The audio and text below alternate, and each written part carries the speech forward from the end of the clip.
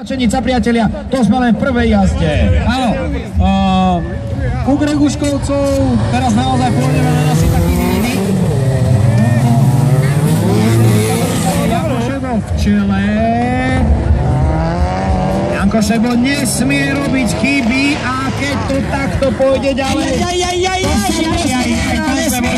A už tu prichádza Marcel Blesk, za ním Luboš Kuželo, Janko Šebo, Miško Bol a Jody Vereš, poradí na prvom až 5. mieste, tak pre Marcela máme tam žlté vlajky, pravdepodobne niekde v tých miestach je niečo, ale nie Ľubo Kuželo je v čele, tak sa tam opäť niečo udialo, Marcel Blesk tam mal evidentne problémy, pretože Ľubo Kuželo je v čele, ide do záverečného. Janko Šebo, tak sa na to pozrieme, Janko bude určite tlačiť, ale